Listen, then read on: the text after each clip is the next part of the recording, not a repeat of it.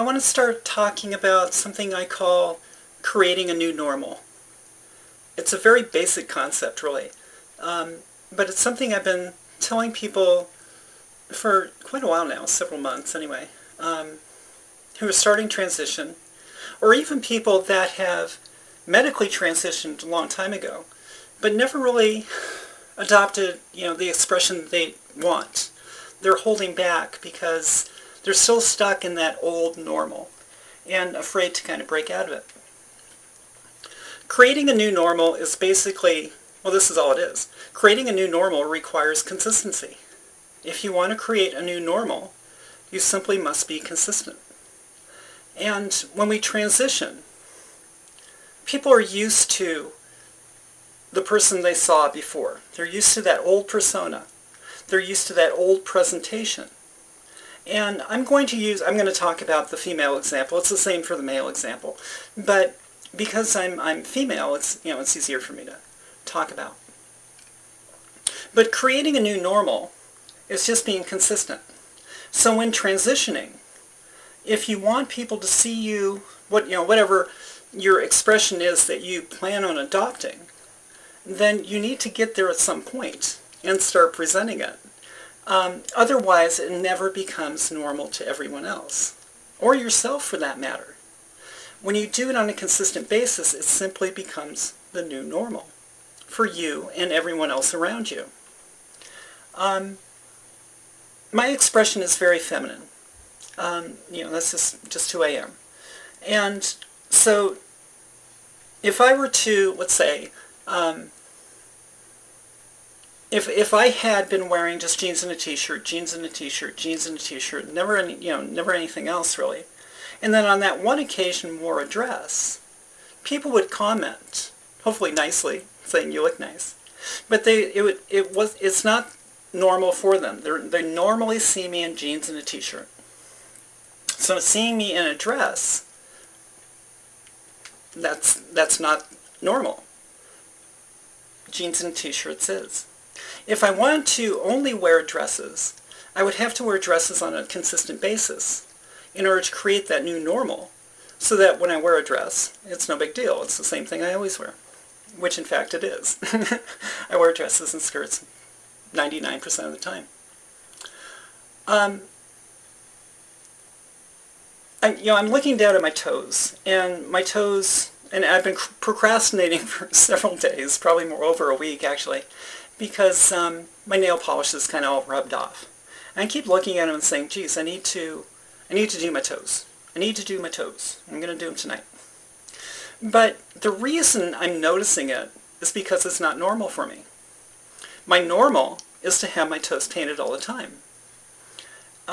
So that's why I'm noticing it, because it's not my normal. I created a new normal by painting my toes all the time. That's what I'm used to.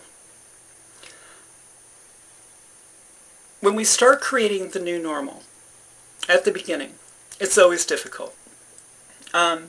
Because it seems odd. It seems odd to ourselves, and it seems odd to everyone else. Once you start doing things on a consistent basis, then it's just, it just is a matter-of-fact thing. When women are transitioning, I try to suggest, go ahead and start wearing a bra. Now, when I started transitioning and started taking hormones, I didn't need a bra. There was no reason.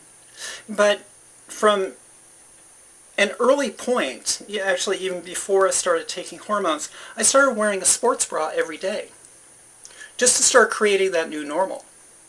And so now at this point, it's just second nature. It's second nature like it is for any other woman. If I'm going, on those rare occasions that I don't wear a bra, I'm very self-conscious actually, because it's not normal for me. And that's how you create a new normal, is just being consistent. And you have to get over that hump initially, of course, in order to create that new normal. But by creating that new normal, it's not only for you, but it's for everyone around you. My gender expression is very feminine.